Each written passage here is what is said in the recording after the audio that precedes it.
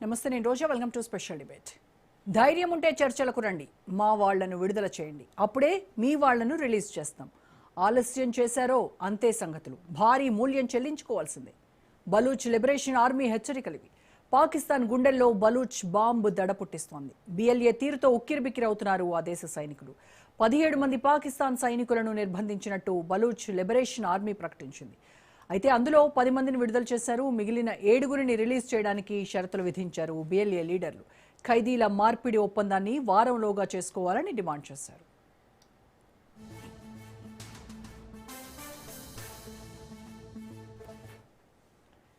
Baloch Liberation army Pakistan ఆర్మీకి కొంతకాలంగా ఘర్షణ చెలరేగుతోంది. జనవరి 31న పాక్ సైనిక స్థావరాలపై ఆపరేషన్ హీరో 2.0 పేరుతో బిఎల్ఏ మెరుపు దాడులు చేసింది.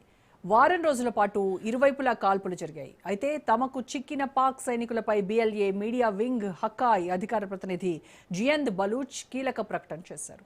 నిర్బంధంలో ఉన్న 7గురు పాకిస్తాన్ ఆర్మీ రెగ్యులర్ యూనిట్ కు చెందిన వాళ్లుగా గుర్తించారు.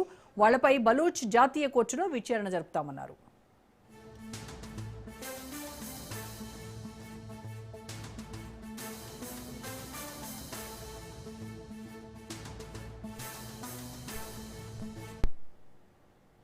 వారంలోగా పాకిస్తాన్ అరెస్టు చేసిన తమ సభ్యుల్ని విడుదల చేయకుంటే తమ వద్ద బందీలుగా ఉన్న సైనికుల్ని చంపేస్తామని హెచ్చరించింది బిఎల్ఏ. ఇటీవల జరిగిన ఘర్షణల్లో ఇరువైపులా బందీలుగా ఉన్నోళ్లను మార్చుకుందామని షహబాజ్ ప్రభుత్వానికి ప్రతిపాదన చేసింది. బిఎల్ఏ సభ్యుల్ని పాక్ విడుదల చేస్తే తమ వద్ద ఉన్న పాక్ ఆర్మీ సభ్యుల్ని విడుదల చేస్తామని స్పష్టం చేసింది. అయితే ఇప్పటి వరకు పాక్ ప్రభుత్వం స్పందించలేదు. కొద్ది రోజులుగా బలూచిస్తాన్ ప్రావిన్స్ లో నెత్తుటి యుద్ధం ఏరులై పారుతోంది. మునీర్ సేనలు బలూచ్ తిరుగుబాటుదారుల మధ్య భీకర పోరు నడుస్తోంది. తుపాకుల మోత ఆగటం లేదు. యుద్ధక్షేత్రంలో 2 మహిళా ఫిదాయిలు వీరమరణం పొందినట్టు బలూచిస్తాన్ లిబరేషన్ ఆర్మీ ప్రకటించింది.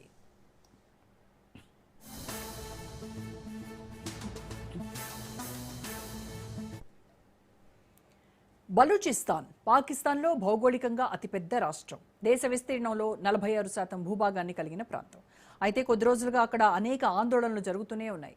దీంతో పరిణామాలన్నింటినీ చూస్తే పాకిస్తాన్ నుంచి బలూచ్ వేరుపడబోతోందా, ఒక స్వతంత్ర దేశంగా అవతరించబోతోందా అనే ప్రశ్నలు వినిపిస్తున్నాయి. ఇప్పటికే అక్కడ షహబాజ్ షరీఫ్ రాజ్యం నడవడం లేదు, అధికారులకు కంట్రోల్ లేకుండా పోయింది. రైట్, మొత్తం బలూచిస్తాన్ తిరుగుబాటుకు సంబంధించి పూర్తి విశ్లేషణ అందించడానికి మనతో జాయిన్ అవుతున్నారు సీనియర్ జర్నలిస్ట్ అండ్ సీనియర్ విశ్లేషకులు అంది సత్యం గారు. నమస్కారం అండి సత్యం గారు. నమస్తే సత్యం గారు, బలూచిస్తాన్ ప్రస్తుతం పాకిస్తాన్ గుండెల్లో బాంబులాగా మారింది. ఇప్పటికే అక్కడ బిఎల్ఏ ఆపరేషన్ హీరో 2.0లో 17 మంది పాక్ సైనికులను బందీలుగా పట్టుకున్నారు. అందులో ఒక 7గురిని 10 మందిని విడుదల చేసి 7గురిని ఖైదీల మార్పిడికి సిద్ధంగా ఉన్నట్టుగా చెప్తున్నారు. అయితే ఈ ఒప్పందం కనుక వారంలోగా చేసుకోకపోతే వాళ్ళ అంతు చూస్తామని చెప్పేసి బలూచిస్తాన్ వార్నింగ్ ఇస్తా ఉంది ఇటు పాకిస్తాన్కి. సో ఇది పాకిస్తాన్కి ఎంత పెద్ద ముప్పులాగా పరిణమించబోతోందంటారు? ఖచ్చితంగా ఇవాళ ఉన్నటువంటి పరిస్థితుల్లో పాకిస్తాన్ పెద్ద సంక్షోభంలో ఉన్నట్టే. దరిదాపు 46% జియోగ్రఫీ ఏరియా బెలుచిస్తాన్ ఉంది. తర్వాత శత్రు దేశాల నుండి ఇంకా కష్టమయ్యేది. ఇంకొక వైపు తనకు బెలుచిస్తాన్కు బోర్డర్లో ఇరాన్ ఉంది, ఇంకొక వైపు ఆఫ్ఘనిస్తాన్ ఉంది. ఎవరు ప్రోత్సహించేవాళ్ళు లేరు. బహుశా మన బోర్డర్లు ఉంటే ఆ బదనామంతా మన మీద వేసేవాళ్ళు. ఇప్పటికి కూడా భారత్ ప్రోత్సాహంతో సంఘటనలు జరుగుతున్నాయని అప్పుడప్పుడు అపవాదులు వేస్తూనే ఉన్నారు. కానీ వాస్తవానికి బెలుచిస్తాన్లో ఎందుకు ఈ సమస్య వచ్చిందన్నప్పుడు, సరే దేశాల సంస్థానంలో ఏకీకరణ జరిగినప్పుడు ఆ బెలుచ్ కూడా అట్లా కలిసిందే పాకిస్తాన్లో. తర్వాత ఇంత పెద్ద ప్రాంతం 46% ఉన్నటువంటి ప్రాంతం జీడిపిలో కాంట్రిబ్యూషన్ చాలా తక్కువ. అంటే అరౌండ్ ఓన్లీ 15%, బిలో 15%. ఎందుకు ఇంత వెనకబడి ఉన్నది అంటే ఈ వెనకబడితనానికే ఇప్పుడు సింధు రివర్ కానీ లేకపోతే ఇరిగేషన్ బెల్ట్ కానీ అంతా తూర్పు భాగంలో ఉంది. ఇప్పుడు మిగతా 3 ప్రావిన్సుల్లో ఉంది. బెలుచు దరిదాపు కరువు ప్రాంతం. తర్వాత వనరులు, భూగర్భ వనరులు ఉన్నాయి కానీ పైన నీటి వనరులు పెద్దగా లేనటువంటి ప్రాంతం. తర్వాత చదువు కూడా తక్కువ ఉన్నటువంటి ప్రాంతం, అభివృద్ధి తక్కువ ఉన్నటువంటి ప్రాంతం. సహజంగా ఇటువంటి దగ్గరే వేర్పాటువాదాలు వస్తాయి. ఎందుకంటే యువకులకు ఉపాధి ఉండదు, తర్వాత జీవన ప్రమాణం ఉండదు. ఇవన్నీ పాకిస్తాన్లో తక్కువ అంటే పాకిస్తాన్లో మళ్ళీ అసలు మీరు ఆశ్చర్యపోతారు. ఈ పాకిస్తాన్ యొక్క మొత్తం జీడిపి $0.5 ట్రిలియన్, అంత తక్కువ. కాబట్టి అందులో మళ్ళీ బెలుచిస్తాన్ ఇంకా పేద ప్రాంతం. 4 ప్రావిన్సులు ఉన్నాయి పాకిస్తాన్లో, అందులో ఇదొక ప్రావిన్స్.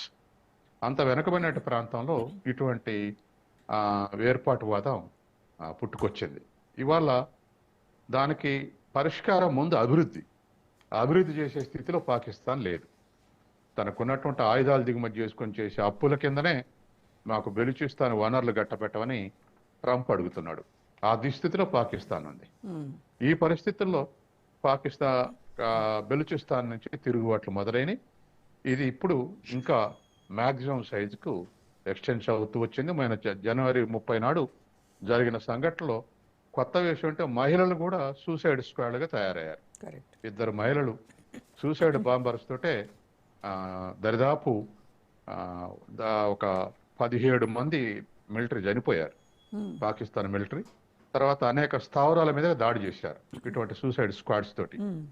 ఆ రోజు ఉన్నటువంటి పరిస్థితుల్లో పాకిస్తాన్ సైన్యులతో బెలుచిస్ ఆర్మీ కూడా పౌరులు ఆర్మీ కలిపితే 197 మంది చనిపోయారని రిపోర్ట్స్ వచ్చాయి జనవరి 30లో. అంత పెద్ద ఆర్గనైజ్డ్ మిలిటరీలో వాళ్ళు పాత్రధారులు గారు. ఏదో అఫిలియేషన్ మిలిటరీ లక్షణాలు ఉన్నాయని చెప్పేసి, కొంతమందికి సంబంధాలు లేవని చెప్పేసి వదిలేశారు. మిగతా 7 ఖచ్చితంగా మిలిటరీ వాళ్ళే కన్ఫర్మ్ చేసుకున్నాక వాళ్ళ హ్యాండ్ ఓవర్లు ఉంచుకున్నారు. ఇవాళ పెట్టినటువంటి మీరు చెప్పినట్టుగా వారం రోజుల్లో మా వాళ్ళు మీ దగ్గర ఉంటూ వాళ్ళని వదిలేస్తే వీళ్ళని వదిలేస్తాం, లేకపోతే చంపేస్తాం అన్నారు. ఇటువంటి వార్నింగ్స్ సింగిల్గా 1-2 అట్లా ఉన్నటువంటి వాళ్ళు గతంలో కూడా ఇటువంటి చేస్తే పాకిస్తాన్ లెక్క చేయకపోతే చంపేశారు బెలుచిస్తాన్ ఆర్మీ బిఎల్ఏ. కాబట్టి పాకిస్తాన్ వదులుకోవడానికే సిద్ధపడుతుంది, కానీ ఆ పెట్టేటువంటి ఆర్మీ బిఎల్ఏ పెట్టేటువంటి ఆర్మీ పెట్టేటువంటి నిబంధనలకు ఖాతరు చేయకుంటే వ్యవహరిస్తుంది. ఇప్పుడు ఇంత పెద్ద ఎత్తున ఒకళ్ళిద్దరుగా ఉంటే 7 ఇవాళ వాళ్ళ హ్యాండ్ ఓవర్లు ఉన్నారు. సహజంగానే పాకిస్తాన్లో కూడా ఆ ప్రభుత్వం మీద ఒత్తిడి పెరిగే అవకాశం ఉంది. వీళ్ళని విడుదల చేయండి, వాళ్ళని విడుదల అంటే దీని అర్థం ఏమిటి అంటే దరిదాపు బిఎల్ఏ కూడా పాకిస్తాన్ ఆర్మీని ఛాలెంజ్ చేసే స్థితిలో ఉన్నది.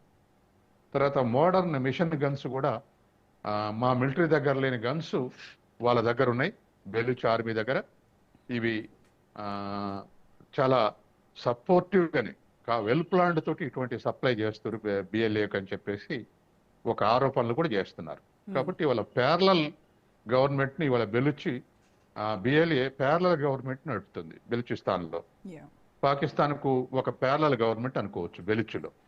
అటువంటి పరిస్థితులు ఇవాళ బెలుచిస్తాన్ ఉంది. అందుకని పాకిస్తాన్కు ఖచ్చితంగా ఇది పెద్ద ముప్పే పొంచి ఉన్నది. అసలు విడిపోతే కూడా బెలుచిస్తాన్ మాకు వేరే దేశంగా విడిపోతే కూడా పాకిస్తాన్ ఆపగలదా అనేటువంటి అనుమానం కూడా ఉంది.